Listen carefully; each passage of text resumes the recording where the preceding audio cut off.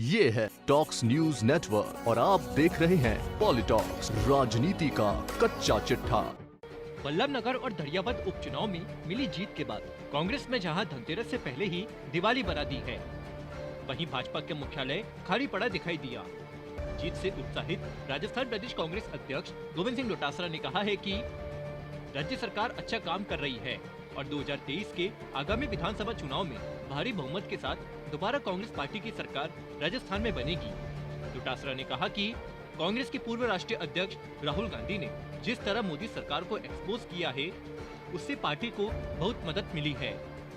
वहीं इधर करारी हार का स्वाद चखने वाली पार्टी भाजपा के प्रदेश अध्यक्ष सतीश पूनिया ने कहा कि हमें मनोबल और आत्मविश्वास बनाए रखते हुए आलोचना से बचते हुए सीख और सबक लेकर आगे बढ़ना है।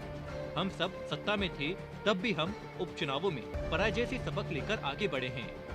उपचुनाव के बाद भाजपा और कांग्रेस की ओर से बयानबाजी के दौर शुरू हो गए हैं।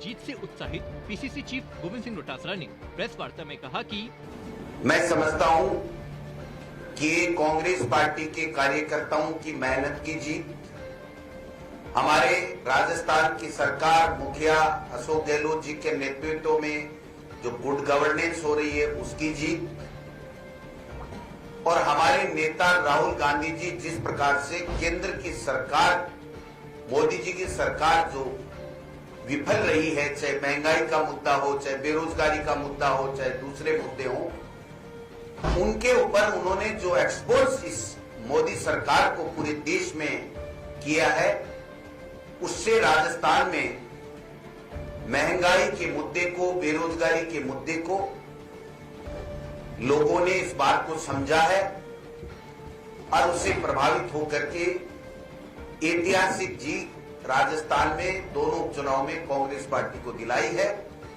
और भारतीय जनता पार्टी को तीसरे नंबर और चौथे नंबर के ऊपर धकेलने का काम किया है। पीसीसी चीफ डोटासरा ने आगे कहा कि उपचुनाव होते हैं, उसमें सरकार की एंटी इनकम्बेंसी होने के कारण से प्रायः ये माना जाता है कि प्रतिपक्ष को सफलताएं मिलती हैं। आपने देखा होगा 13 से 18 के बीच में जब हम विपक्ष में थे तो 8 उपचुनाव हुए थे, 6 चुनाव कांग्रेस पार्टी जीती थी। संकेत मिल गए थे कि एंटी इनकम्बेंसी इतनी तकड़ी है कि कांग्रेस पार्टी की सरकार बनेगी और भाजपा का सुपड़ा साफ होगा। आज जब हम 7 उपचुनाव हैं तो 5 में कांग्रेस जीती, 1 में आरएलपी और बीजेपी मिलकर के चुनाव जीती थी और 1 में भारतीय जनता पार्टी चुनाव जीती है। वो भी 25,000 के जंतर से जीतने वाली भारतीय जनता पार्टी 5,000 में सिमट गई। इससे स्पष्ट होता है कि मोदी जी की सरकार के खिलाफ पूरी एंटी इनकम्बेंसी है और हमारी सरकार राजस्थान में जो चल रही है उसकी गुड गवर्नेंस और लोकप्रियता इतनी है कि ये संकेत ये हैं कि 2023 में पुनः कांग्रेस की सरकार भारी बहुमत के साथ में बनने वाली है। वहीं प्रदेश भाजपा पर निशाना साधते हुए डोटासरा ने कहा है कि किसान और महंगाई के मुद्दे पर कांग्रेस को जनमत मिला है। भाजपा नेता अपनी नेतागिरी को चमकाने में लगे हैं।